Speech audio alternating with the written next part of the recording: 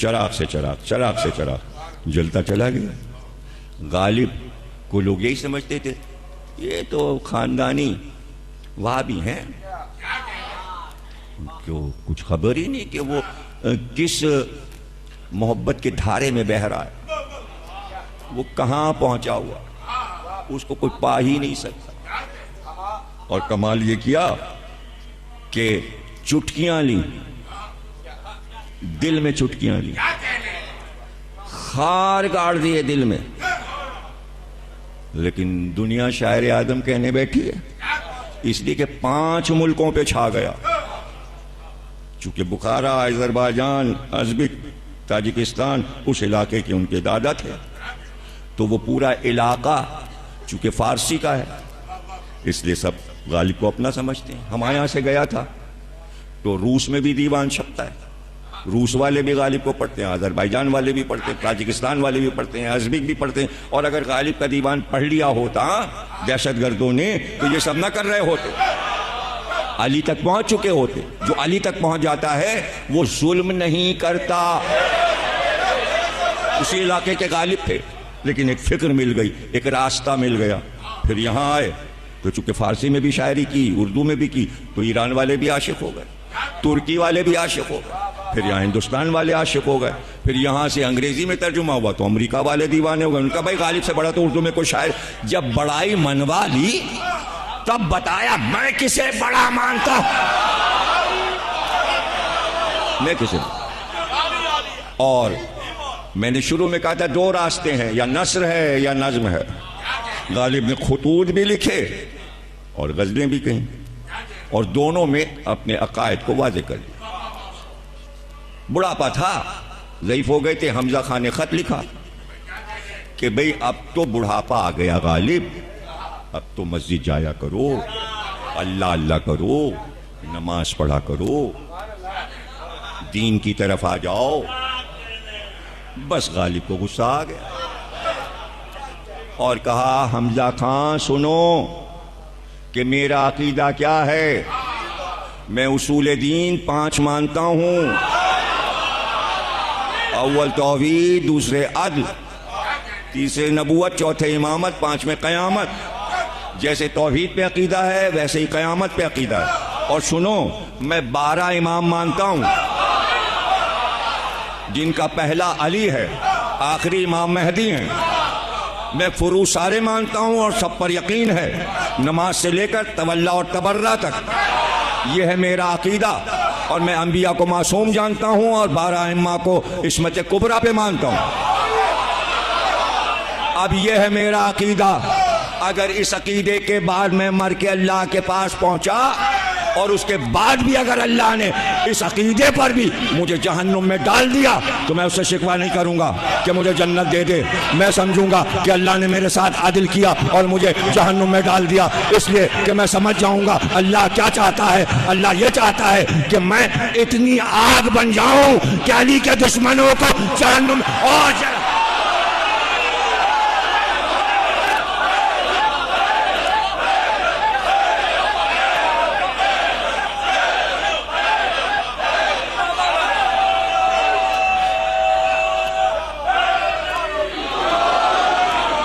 मैं अली के दुश्मनों को जहन्नम में जलाऊंगा। मैं समझूंगा यही उसका अदल है। उसके बाद जो है वो पढ़ूं कि ना पढ़ूं। खुतूत गालिब तो कोर्स में चलते हैं, इंडिया में भी छपे, यहां भी छपे, पढ़ना तो पड़ेगा। उसके आगे क्या कहा, अरे तुम क्या जानो ये अकायद। तुम तो दरीबा, दिल्ली का एक महल्ला दरीबा के मदरसे में चंद लौंडों को जमा करके दिल्ली की गली के समझते हो कि कोई इल्म पढ़ा रहे हो। हमें पता है उन्हें बस तुम गुस्ले जनाबत है जो निफाक।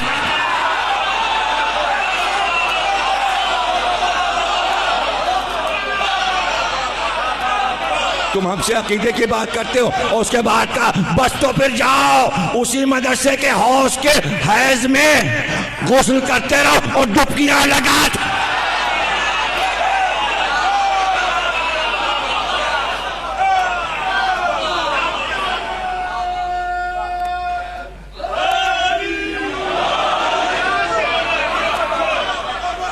यह है मिर्जा गालिब, दुनिया के पसंदीदा शायर। अब तो मीर भी मर गए और गालिब भी मर गए, अब फतवे दो हैं, फतवे काम आएंगे उनके। अब काहे के फतवे तो वो लगा गए। गालिब का फतवा सुनिए, गालिब ने फतवा लगाया, गालिब पे कोई क्या फतवा लगाएगा। गालिब का फतवा सुनिए, 4 मिसरे फारसी में कहे और कहते थे मैं फारसी की शायरी उर्दू से अच्छी करता हूं। जब दीवान तैयार हो गया तो गए पब्लिशर के पास, कहा भाई ये छाप दो और हमें कुछ पैसे दे दो। उसने कहा रख दीजिए, देखेंगे। दे के आ गए। दूसरे दिन गए, कहा भाई छापोगे, पैसे दे दो। कहा नहीं, वो हमने पढ़ा, उसमें एक रुबाई ऐसी है, वो निकाल दीजिए। गालिब कहने कौन सी रुबाई? कहने ये वाली। उन्होंने उठाया, बगल में दबाया, कहा हमें नहीं छपवाना। अरे सुनिए सुनिए सुनिए, आपका क्या जा रहा है, ये रुबाई निकाल दीजिए, हम छापेंगे। कहा ये रुबाई रहेगी, छपे या ना छपे, ये रुबाई रहेगी। आखिर रही, छपा, दुनिया में फैल गया। फारसी का दीवान ज्यादा फैला, पूरी दुनिया में फैल गया, जगह जगह फैल गया। रूस में भी फारसी है, अजरबैजान में भी फारसी है, बुखारा में भी फारसी है, अजरबैकिस्तान में भी फारसी है। वो फारसी भी बोल रहे थे थोड़ी थोड़ी, बच्चों ने बताया, और थोड़ी थोड़ी अरबी भी बोल रहे थे, और एक और अनजान जबान बोल रहे थे।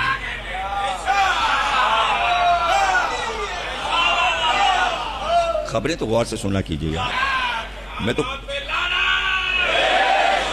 मैं तो करंट मौजू पर भी तो आ जाता हूं ना बीच में, जिसको ये कहते हैं ज़मीर अतर मौजू पे रहते ही नहीं, पटरी से उधर। यही है पटरी से उतरना।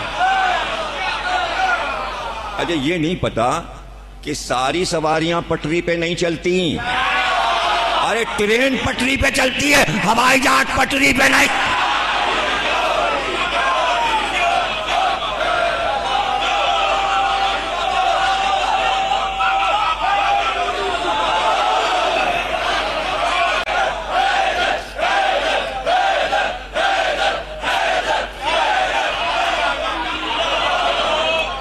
गालिब ने कहा ये छपेगी, वरना दीवान नहीं छपेगा, ये रुबाई छपेगी। इसलिए कि ये तो गालिब के इज्तिहाद का एक कीमती फतवा था।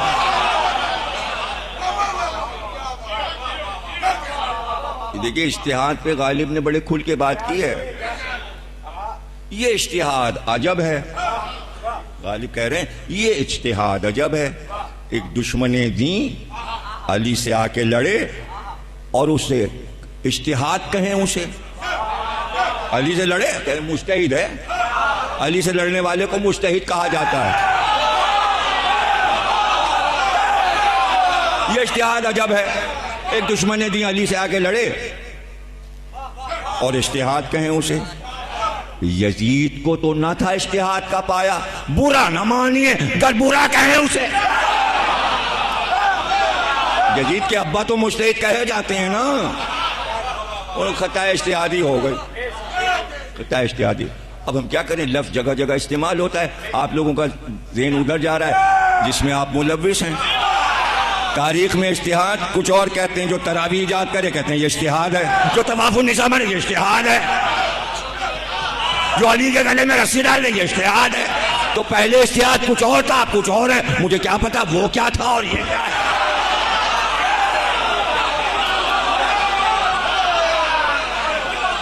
तो गालिब ने कहा भाई ये अजीब इज्तिहाद है, इमाम वक्त से लड़ लें, इसे कह रहे इज्तिहाद। ये तारीख इस्लाम में पढ़ाया जाता है, खता इज्तिहादी, बहुत पुरानी चीज़ है इज्तिहाद, बहुत पुरानी।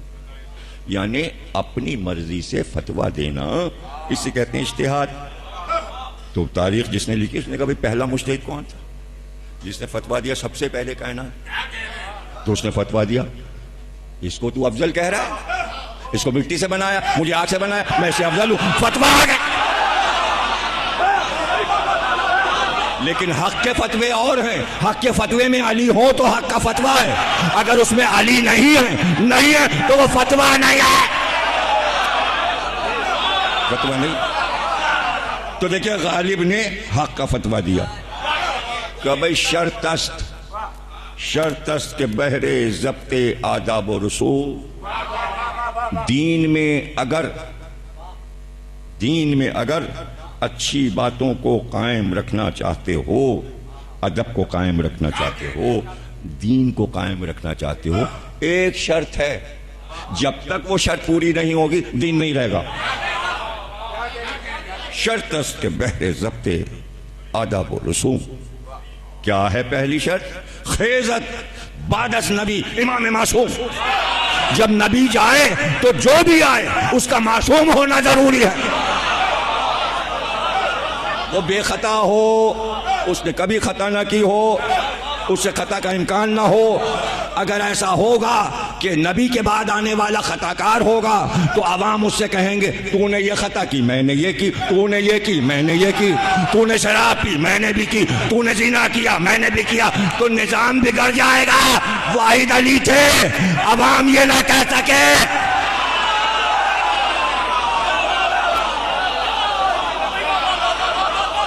अली को कुछ ना कह सके। इसकी देखी ना, अगर गैर मासूम बन जाएगा तो क्या होगा? बेटे ने शराब पी, पकड़ा गया, दरबार में लाया गया, कोड़े लगाओ, सजा दो। अब कोई चारा नहीं था, घबरा के कहा अली को बुला। अली आया तो अली ने कोड़े लगाए।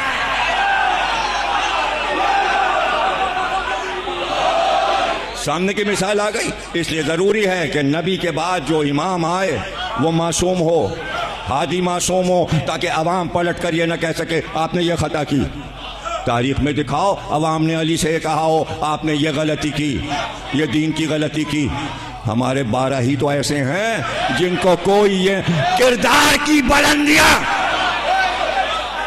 अरे शक करना कैसा, शक करना कैसा, खुदा का धोखा हो गया। तो ये बड़ी तारीफ की बात है, ये अल्लाह की तारीफ है कि अल्लाह ने ऐसा नुमाइंदा बनाया कि जिस पे खता का शक नहीं हुआ।